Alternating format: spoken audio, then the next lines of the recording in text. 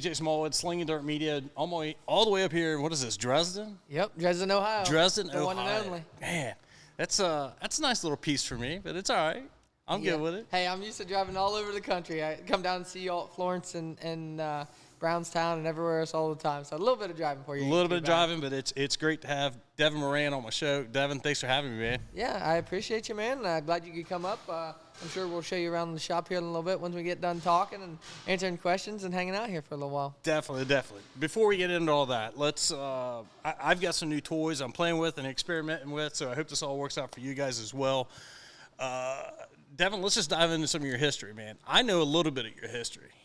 So we've got a mutual friend that I think you used to race quarter midgets with, Trevor Landrum. Oh, yeah. Obviously, I know the Landrums very well and raced with Trevor a little bit back in the day. And obviously, when we were down in that area, we raced with Trevor quite a bit. So, ain't raced side by side a whole lot, but we've definitely had our battles for sure. Yeah. So, obviously, that's probably not the first place you started racing, was it? Yeah, so I started in quarter midgets. I raced from when I was like 7 to 11, like 3 or 4 years. And then Dad was so busy racing, I couldn't really do any racing.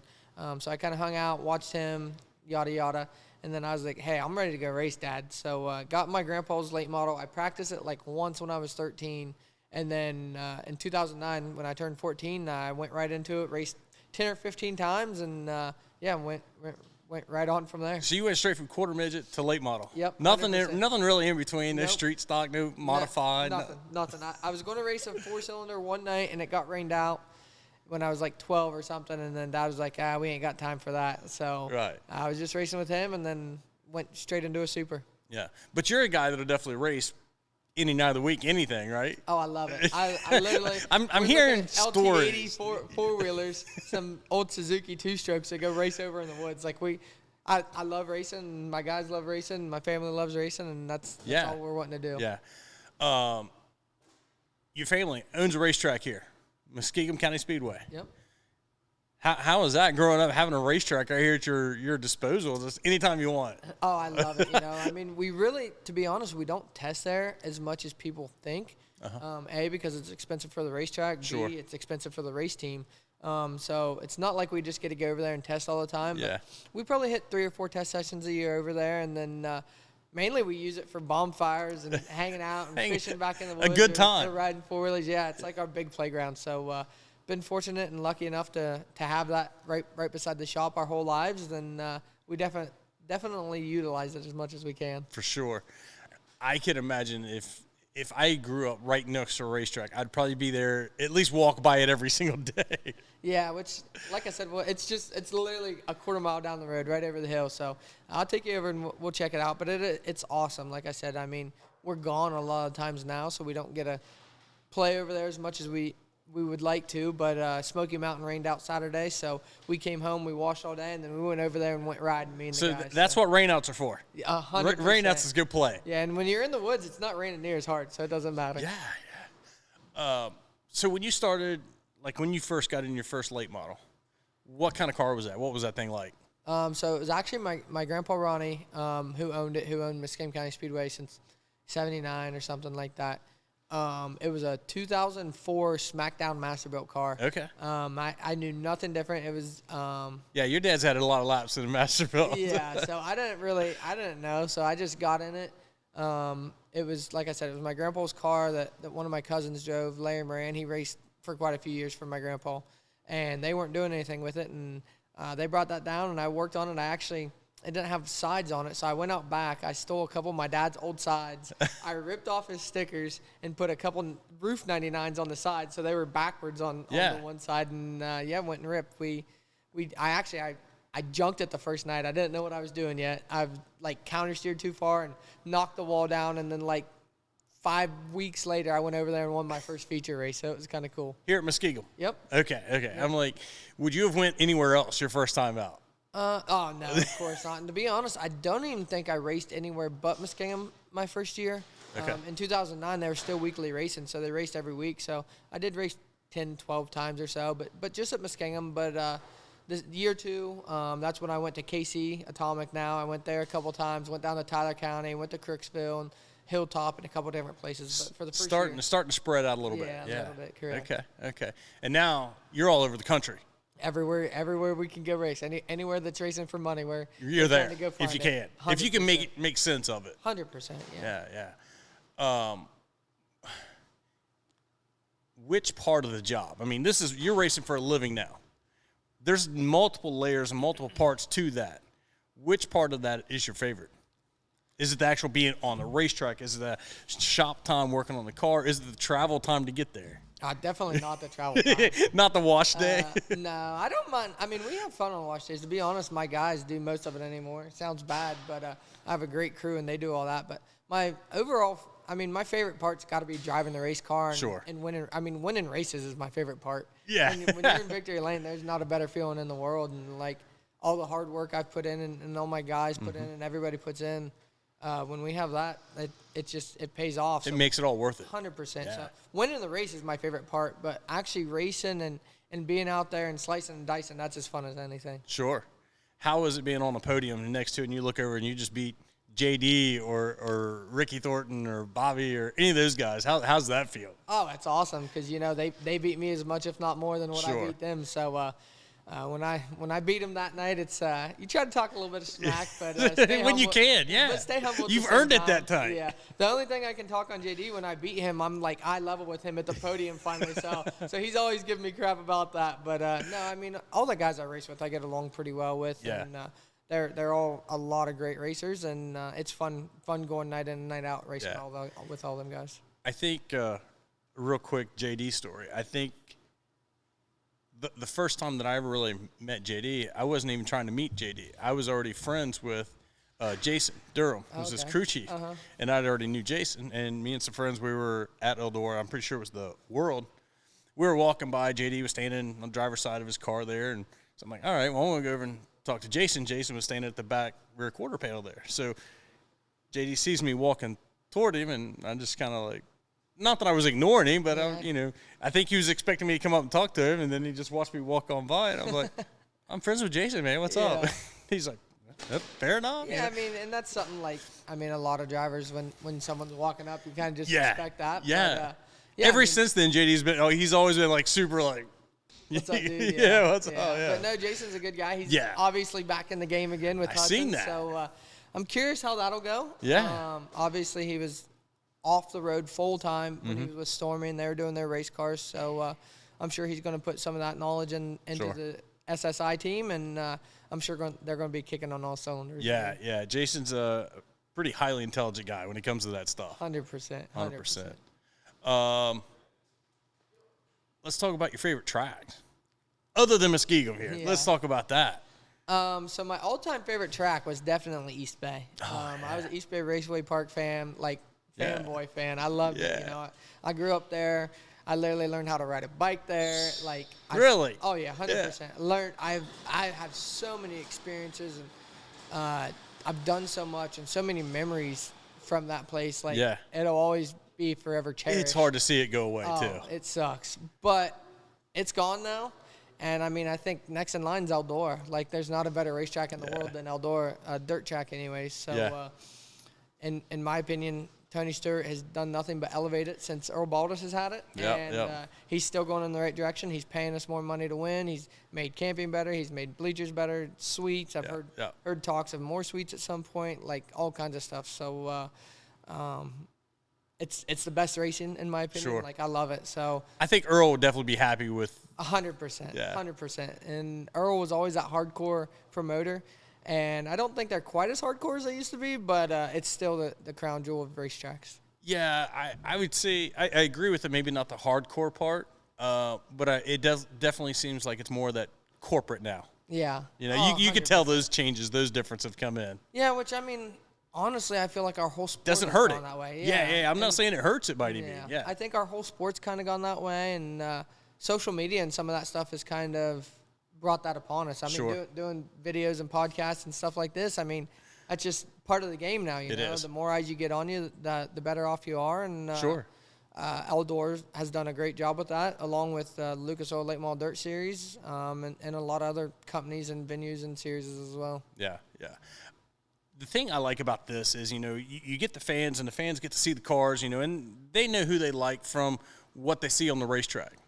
I like getting to bring them hey, here's the guy in the race car on the racetrack, Let's get to know that guy a little bit, It's a lot of people's personalities don't always match how they drive, So does mine or no?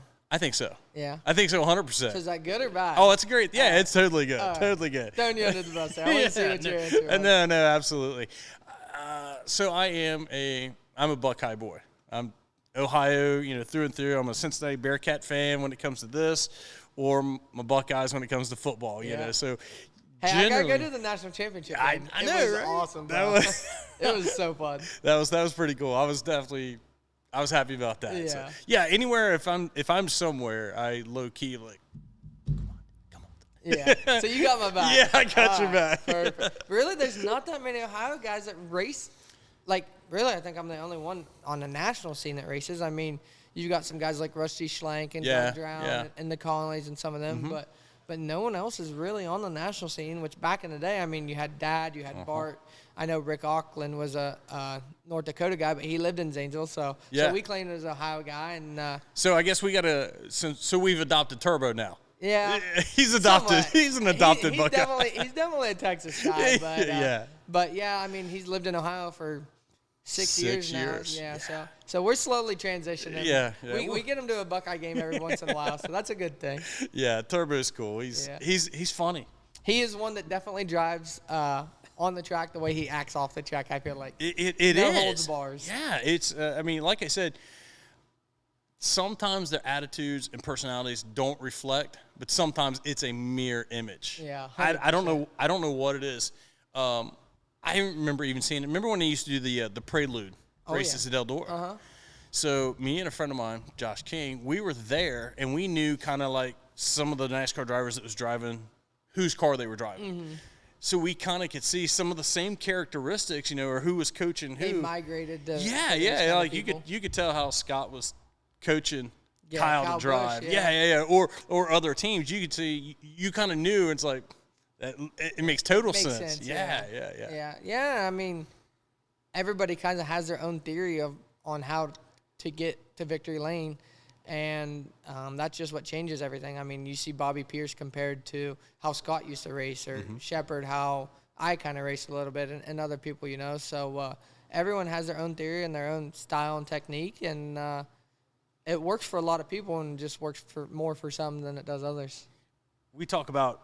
I've mentioned, we talk about driving styles, and now the different chassis, with the Rockets and the Longhorns, and there's definitely guys that you can tell their driving style, or whether they've moved from one car to the next. It's like this driving style fits this car, but it doesn't fit that car. You know what I mean? Yeah, 100%. And I've kind of went through all that in my racing. I was in Masterbuilts, and then I went to Barry Wright's, then I went to Rockets, and then I found a pretty dang good home here with the Longhorn cars. And I think a lot of that's because of the driving style, Fits. Yeah, 100%. It fits. And I feel like, don't get me wrong, I'll get up on the gas and be on the cushion and bang the wall. But at the same time, I try to look like Scott did, or like what JD is now, and keep my car clean and be good for the most part. And it's just been a really good connection with us in Longhorn, Right.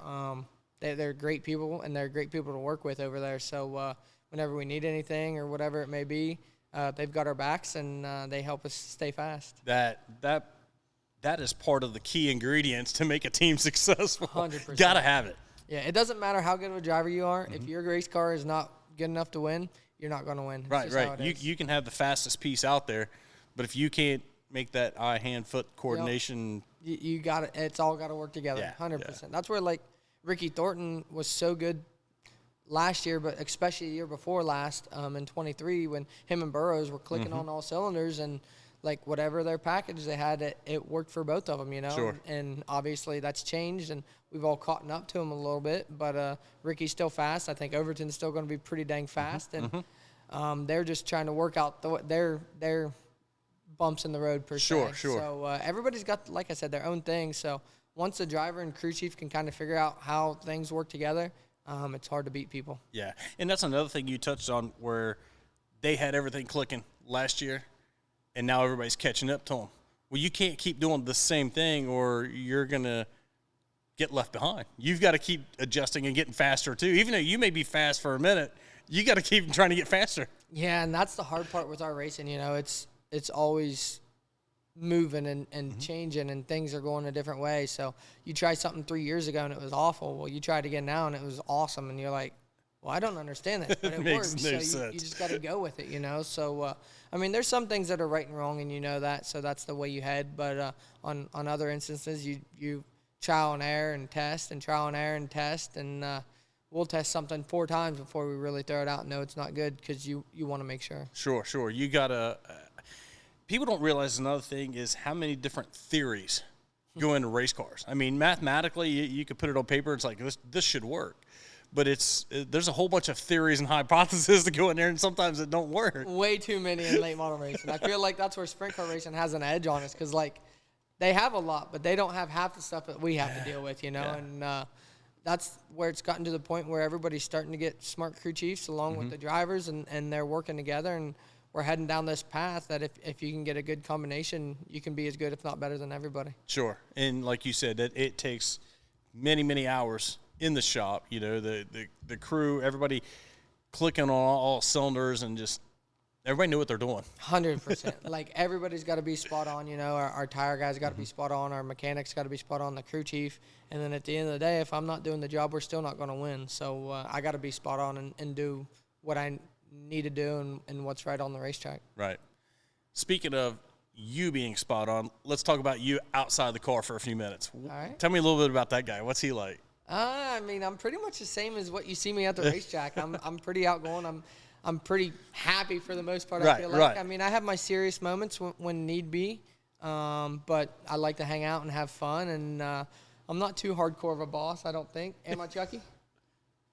Nah, he said I'm all right. You're all right. So Chucky says you're all right. You're all right. But at the same time, like I said, I do have my serious notes when we're at the racetrack and it's time to go win. Then it's time to be serious and have everything prepared and ready. There's a time to be serious about it. It's like, hey, it's game time. But then there's also a time, hey, we can cut up and have a little bit of fun too. Yeah, and to be honest, I feel like I probably have more fun than a lot of people.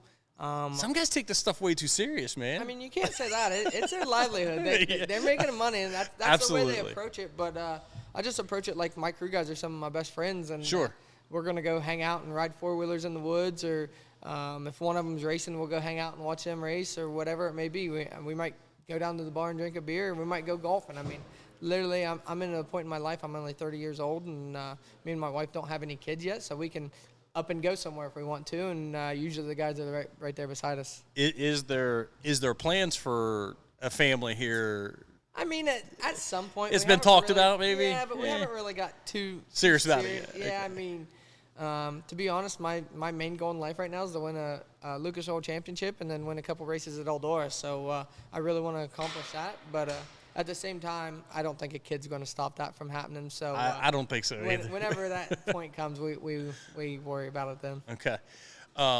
You know, I kid about some guys taking this too serious, but no, it's like guys that do this, and to be successful, and I've always found them when I'm doing things, if I'm not having fun, I'm not going to be good at it. Yeah. I got to have fun while I'm doing it. Yes. Like you said, you could be serious and still have fun. If I'm not having fun, I'm out. Yeah, and I'm kind of the same way, to be honest. Like, if it's not the right team morale or not the right attitudes, then it just drags everybody down, in my opinion. Everybody's got to click too. 100%. Everybody's got to click, and we got to be.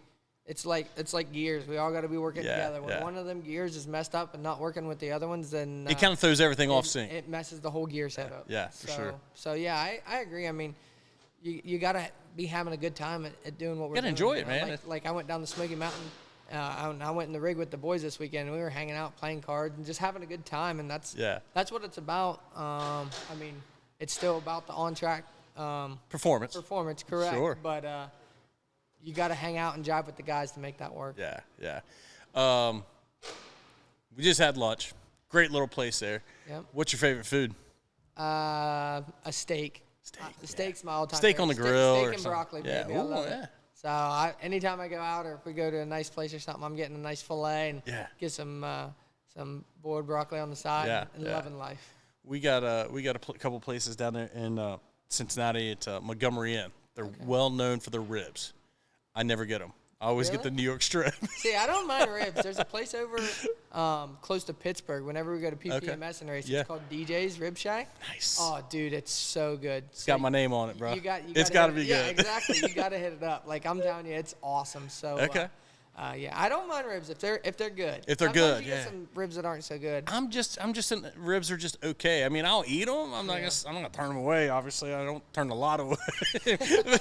But I mean, yeah, I'd much rather go get a steak or something. How about lamb chops? Have you ever had lamb? I have not. Now I'm on a lamb chop kick right now. There's a place, a nice little place called Rakes. It's a restaurant down here in Zanesville, and I had them the other day. Yeah. And like they are delicious. Like I can eat some good lamb chops. Now, isn't lamb meat? That's what they use in gyros, right?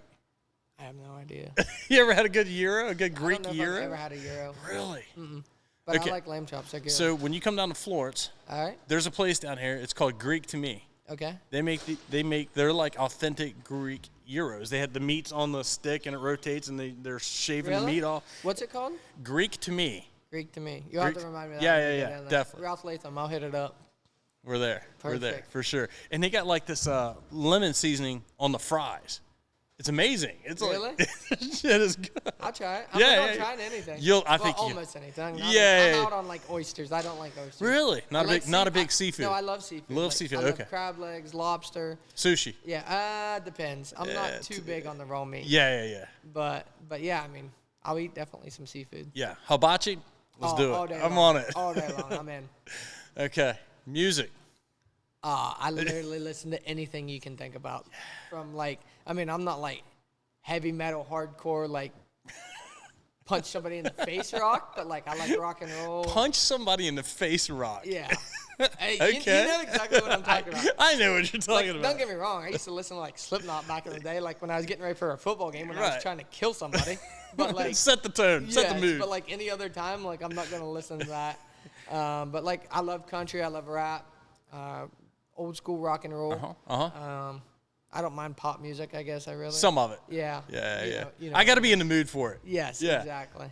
But at the same time, my moods can go all over the board too. Yeah. So that's like when we're driving down to the races, me and my wife in the motorhome, we'll literally listen to the most random songs in a row, and we're like, I'm glad no one else is listening to this. They think we're crazy because we literally go from like, I don't even know what, like Kodak Black, Lil Wayne to Morgan Wallen to Pink or Adele or whoever. It's like we're all over the place. I love it. I have those days too. Yesterday I was in the shop and I was welding on something and whatever I was building and making, whatever, and then our service manager walked in and I had some old school skating rink jam music on, and he's probably thinking like, "What the heck is this guy listening to?" Yeah. You just never know. You never know. Yeah. But tomorrow it'll be something completely different. I'm the exact same way. I'm all over the board. Yeah. Okay. On a big country kick right now. Big country. Yeah. See, it goes day to day. I mean, one day it's country. The next day I'm old school rock and roll. Classic rock. Really? And then the next day it's Eminem and whatever, exactly. Okay. God, I was just thinking, sports, big sports guy. Love them. Love my High State Buckeyes. Yeah. Although we didn't make the OH. But we did not make the March Madness tournament, which I'm bummed about. So First four out. I'm not a big basketball guy. Aren't you? Nah. My Cavs sucked on Sunday. They were on a 16-game win streak and lost. Really? Yep. Who'd they lose to? Magic. Yep. Okay. And then I was watching. I love sports. I was watching the players. All sports. Yep. All golf. Do you watch golf? No. They had a playoff on Monday morning. Rory McIlroy. Won his second. I seen that on TV. I can't remember where I was at, but I seen that on TV. Yeah. I was somewhere and it was on. Yeah. So literally on Sunday, I was watching the Cavs lose, watching Michigan win, which sucked in the Big Ten championship basketball game. I was watching the golf tournament, and then I was watching the NASCAR race where Josh Berry won, which was a pretty good race. I did hear that. Yeah. I'd never even heard of that kid before. Yeah, Josh Berry? Yeah. Where's he from? I don't know where he's from, but I'm pretty sure he filled in for Haas a little bit the last couple of years. Okay. Yeah. Huh. Do you have a favorite sport other than racing? Outside football. Football. For sure. Yeah. College or pro? Both. Both. Unfortunately, I love the Cleveland Browns, but we suck. Yeah. But I'm a Buckeyes fan too, and I gotta get a national championship, so Yeah. I was all about it. I'm a Bengals fan, so I know exactly what you mean. Yeah. It's horrible. I hate it. I've got a couple buddies that are big Bengals fans, so we're always talking shit about whoever's the last in the AFC North. Yeah, it's usually going to be one of us, probably. Guaranteed. I was so Unless upset. the Steelers are stupid enough to fire Mike Tomlin. I hope they do. If they did. I got so mad last year. I went and got a plastic tote. In every Bengals jersey, every T-shirt, everything Bengals went in this tote, and I said, I don't want nothing to do with it. So did you get it back out Sunday night when they signed No, Kamar and no, I T. did not. Higgins? No? It's still tucked away in the garage. I don't know. So what happens if they make the playoffs this year? You getting it back out? I haven't decided. You can't be on the bandwagon. You Bruh. you could not be a Browns fan. I can't? No. If you get that sad about the Bengals, imagine if you're a Browns fan. We suck. Dude. Every year. Okay, so, like, I've been a Bengals fan all my life, and I feel like my entire life I've been set up to fail being a Bengals fan. That's fair. Yeah. The Red Rocket never did his due diligence, did he? No. Yeah. Yeah, it's like look, I love my Bengals, I do. I just hate seeing all the eggs in one basket. Yeah. You know, I know last year they put some points on the board, you know, and now that they've signed some of those guys to come back, they're going to put some more points on the board. But if they can't stop the other team's going to put more points on the board. Yeah. You know, that's not We'll going to. see what happens. Yeah. Joe Burrow is a stud, so you never know. He is, but, I mean, dude, last year, how many games did they win? I think they scored like 80 points, and Baltimore scored 82. You know, It is brutal. It is brutal. It really is. Dude, I'm telling you, the Browns are the same way. It's like, man, we could be so good. And I think once they get out of this 5-year contract, I think next year's the last year. I think we can finally start going the other way again. Yeah, We'll see. yeah. I don't know. Anyway, all right. Racing's still my favorite. I'll take racing. Okay, let's get back into racing. Travel all over. East Bay was your favorite track. There's a big difference in driving style. You mentioned Eldor, too. There's a big difference in driving style from your little bull ring East Bay, which I don't know that I consider East Bay a little bull ring, but Definitely smaller than Eldora. yeah. Eldor is a big get up on the wheel and let her eat kind of track. Yeah, and I to be honest, I kind of pride myself on that kind of driving style of me being able to adapt to anything. I could go to East Bay and run really good, and I feel like I've ran really good at Eldora as well. Same with Pittsburgh, big track compared to Fairbury, which is a tiny track. So, Sure. I just feel like I've always been trying to get better and adapt my racing styles at different places. So wherever you're at. And to be honest, my favorite tracks are always the ones that race the best. And I feel like right now, Eldora is racing as good as anywhere. I felt like the Dream wasn't great at Rubbard, but the World was one of the best races they've had. And then the dirt track was an awesome racetrack. Sure. Bobby checked out on us, but the track was really good and we could move all around. So it was a lot of fun to race on. Speaking of moving all around, did you, I hate to keep bringing up, like, JD, but do you not see, like, when JD goes around Eldor, it's like Scott did 15, 20 years ago. Yeah. I mean, is it not? Years ago. Yeah, whatever. It was like, it's like a scary resemblance. Yeah, he is like, that's what I was actually down there kidding with JD. I said, hey, bud, you're kind of getting old. It's time for you to retire. He's like, oh, I got another 4 or 5 years in me. I was like, well, you're kind of getting old. You need to get the hell out of here to let some of us younger guys win. So he's just a really good racer, and he's done a good job behind the wheel, and he's done a good job helping get his team figured out and bringing good people on board. And he's learned a lot from Scott. I've listened to a lot of interviews that he tries to resemble his racing like Scott. So, Sure. Hopefully we can be the next one in line. Yeah. We got a lot of winning to do, and I mean, if you're going to try to resemble somebody, you want to try to resemble the best. 100%. And you're doing a pretty good job of looking like your dad out there. You know, your dad's won some races too. He's got a lot of big checks out there. He's got a few. Yeah, so I've got some more catching up to do, but I think you got some more years to go. Yeah, I think we got her handled. I think we can get her done. Yeah, for sure. So where do you sit now in points? You're up there, right? Yeah, we're second in Lucas points. Okay. Which we get back in action this weekend at Atomic and Brownstown. Brownstown. I'm ready to get going again. Yeah. Okay. It's early. It's springtime. These tracks are going to be probably have a lot of character to them. We'll say that, character. It's weird because this time of year they could either be really, really rough and wet, or they're going to be so slick and smooth because they don't want it rough and wet that it almost rubbers. So it's kind of like that's a fine line to 100%. This time of year, you never know exactly what you're going to get. Right. But it's usually one opposite or the other. So if I was a betting man, I'd say Atomic would be pretty slick and smooth. It usually is for this race because they know it can't get rough or they're in serious trouble. And then Brownstown, you never know what you're going to get for the icebreaker. I obviously won that race there last year, and this is the first time I've won at Brownstown. I always seem to run good there, but Jim does a great job with the track, but you never know what you're going to get. Sure. So we'll just go into it Saturday, arms wide open, seeing what they give us, and try to take what we can get. So how much your notes from last year, how much is that going to help you get set up and be ready to go for this year? It definitely helps a lot. But at the same time, like I said earlier, things are always changing. So you have to be able to adapt to the new things, but at the same time look at the notes and kind of see the correlation of tendencies of what we're doing and why we did them then compared to what we're doing now. And it's just it's an educated guess, you know. Yeah. So I feel like back to that hypothesis stuff we were talking 100%. about. 100%. And I feel like my team does a good job at guessing where we need to start, per se, at the start of the night going to a racetrack. And the more we're together, the more experience we get, I think we just get better and better at that. Yeah, yeah.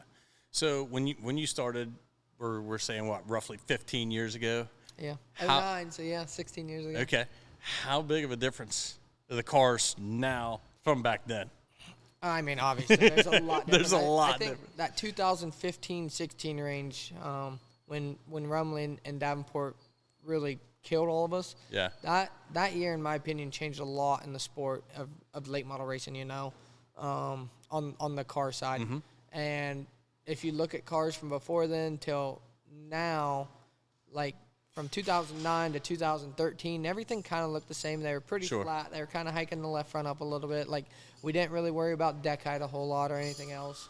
Well, and then we went to the 2015 range where JD and them were killing us. They had the device. They were worried about deck height, everything else. And it opened all of our eyes up. Like, we are not thinking near enough about this. Like, we got a lot of work to do to catch up.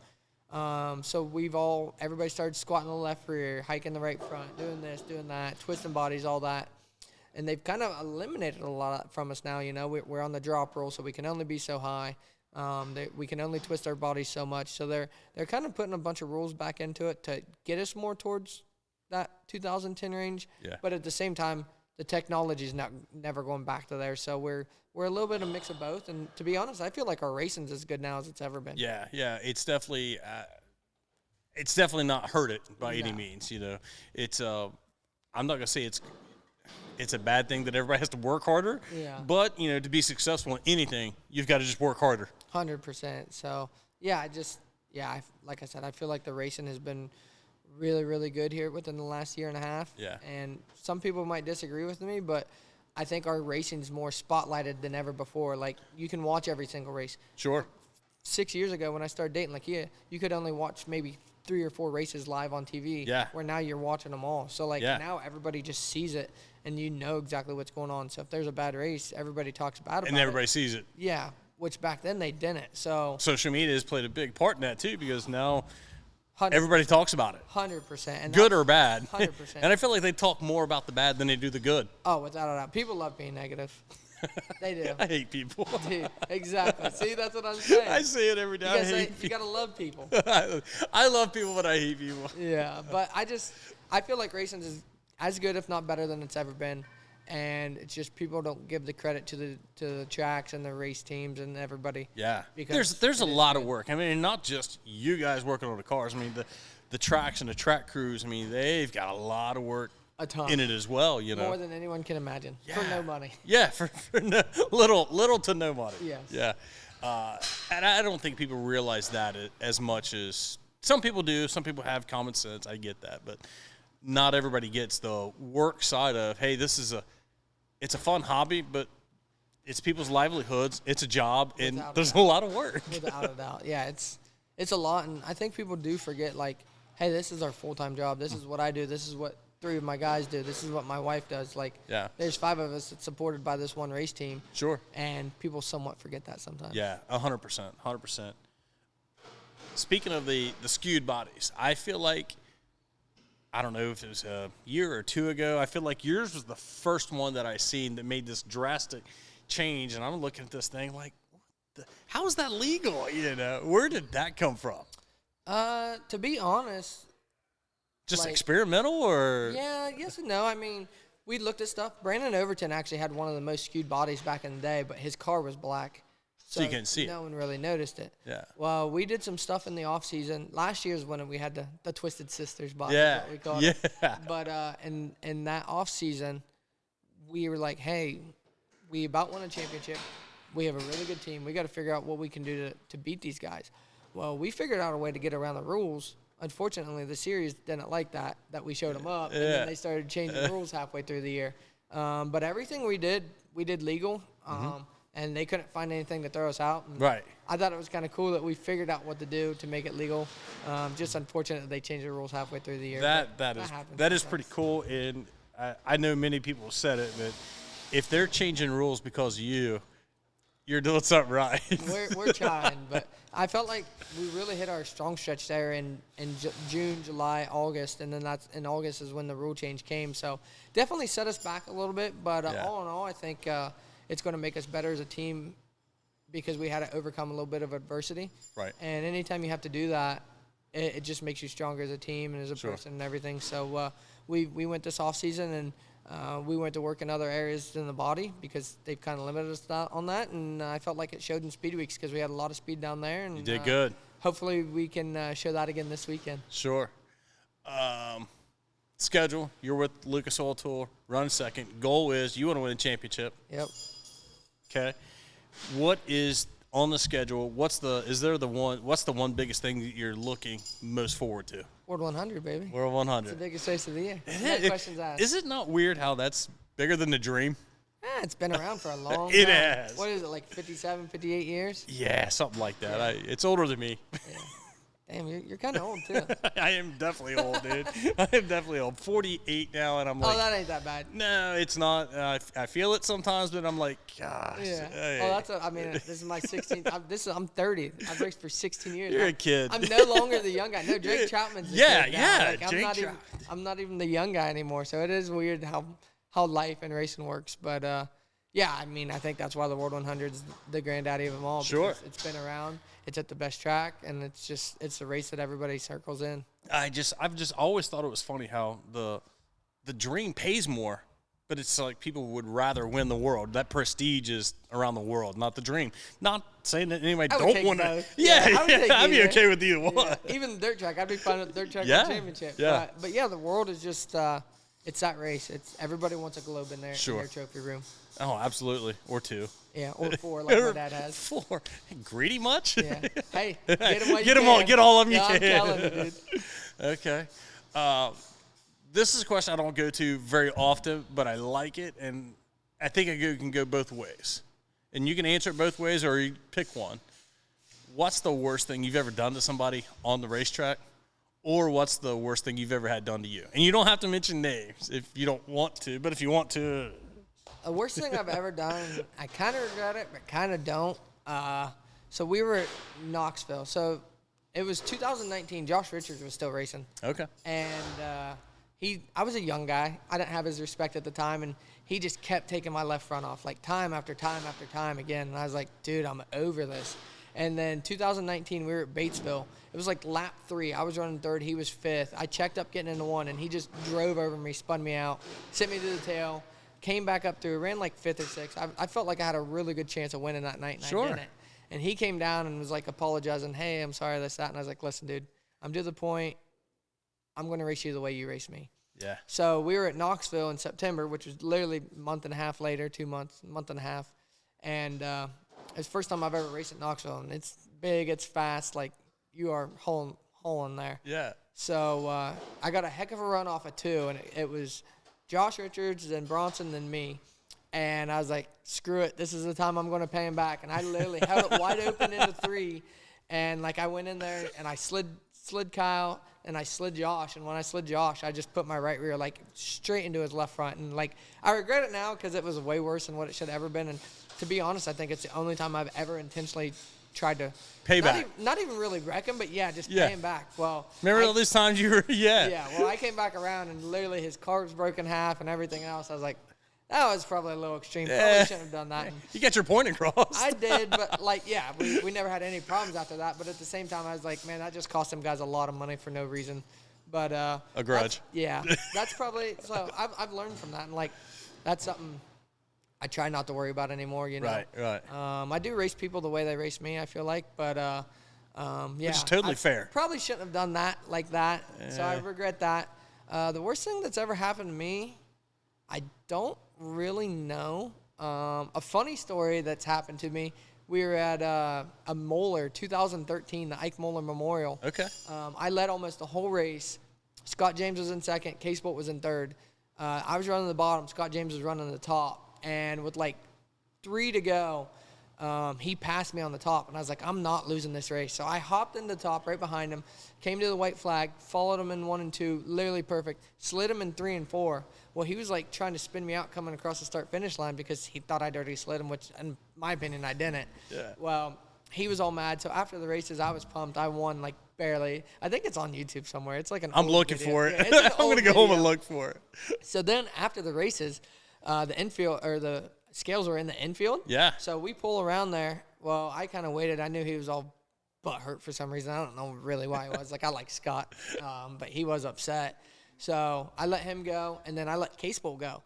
Well, Scott James thought I was behind him, and it was Case Bolt. So he was still so pissed. He put it in reverse and backed over top of Case Bolt's nose. Case Bolt started I think 16th or something, and drove all the way to third. Had not a scratch. Great run for him. Dude, didn't have a scratch on his race car. And then Scott James does that. And then I come back to the infield, and he's still all mad. And Case Bolt's like, what a effing idiot. I just drove to the front and didn't have a scratch, and that dumbass was mad and ran over me for no reason. So that was like something That's hilarious. it didn't happen to me, but it was something that was kind of funny that did happen after the races. Oh, that's awesome. That's a great story. Yeah, that was a good one.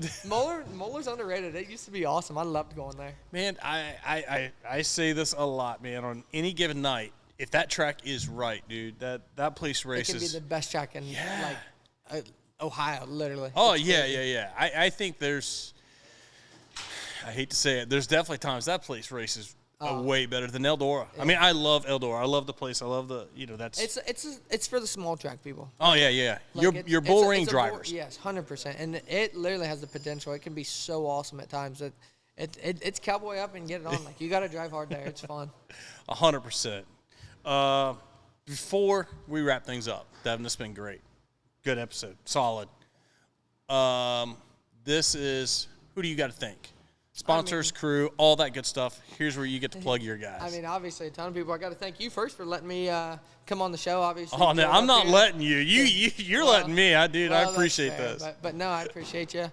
Roger Sellers with Double Down Motorsports and his entire family, they spend a ton of money, and people, I think, forget how important these car owners are. I feel like High Limits kind of showed that with their franchise marketing deal that they're doing over the weekend to try to help support their car owners. So got to thank all the car owners, but of course Roger Sellers with Double Down Motorsports. He's the biggest part of our puzzle. Without him, we couldn't do it. Sure. We got to thank Big River Steel, C&W Trucking, Lazy Days RV back on board, which I was pumped about, CarSourceAuto.com, Red Oak Pub, Bill Stein Shocks, McHugh's, just so many people. Millwood Plumbing, Pee Wee's Record Service. I got a ton of guys that help, and it takes everybody to do this. And without all them guys, I couldn't do it. And then on the contingency side, I mean, you have VP Race Fields, Longhorn Chassis, iBox Springs, just so many guys on that side. Lucas Oil Products. Lucas Oil helps us out with all of our oil and other stuff like that, and they're a great sponsor as well. So all them people I can't thank enough. Lakia, my wife, she's always doing my merch and everything else I need done. So she's a real trooper. Nice. I think I'd be in serious trouble if I found anyone but her. She's like perfect for me. And then She keeps everything going for you. She keeps it rolling without a doubt, and keeps me out of trouble a lot too, I'd say. Good. And then my crew guys, Chuck Kimball, my crew chief, and this is our 3rd year together. DK, Dylan Klein, and then Nick Smith, two-tone. Them two are a little bit newer, but they're a great team, and we're just excited to get the year going, and hopefully we have a really strong year. Good deal. Devin, best of luck, man. Good luck with the 25 season. If you can, let's try to keep the Globe in Ohio this year. I hope so. Yeah. When was the last time a guy from Ohio won? Bart Hartman? Had to be Bart in 2010, right? Yeah, I think so. That's my guess. Yeah. You have to look that up and let me know. There's another one I'm going to have to look up. There's not a lot of father-sons No father-sons won the Never. world together. Yeah. I think The there's been brothers. The only father-son that's ever won at Eldor was Don O'Neill and Hudson. Yeah. Don never won the world, though. He never won the He world. won the dream. Hudson won the world. Okay. So I want to be the first father-son to win. Yeah. I'm okay with that. Jack and Jackie were close. Jack and Jackie were close. Yeah.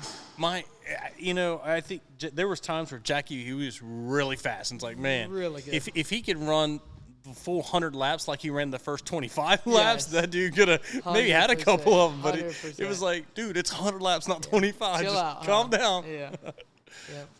Okay, cool. Anything else you need to plug? Go over. Make sure you check out Flow Racing, Lucas Oil Racing. Then Dirt Vision will be at Atomic in a couple weeks with them as well. And go to shopdevinmoran.com or devinmoranracing.com. Check out all my merch, my website. Delph does all that and does a great job. So, just check me out and follow me on some social media and wish me luck. Awesome. Definitely we'll do that. Thanks, everyone. Hope you guys enjoyed. Don't forget to hit the like button, subscribe, all that great stuff. If you need some Slingin Dirt merch, we got that too. Just hit us up, send us a message. We'll see you at the track next week. Thanks.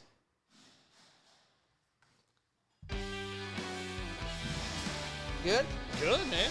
Solid. Is that easy? That was super easy.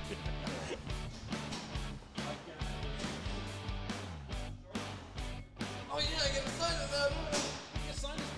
That's cool. I like how you got to sign it.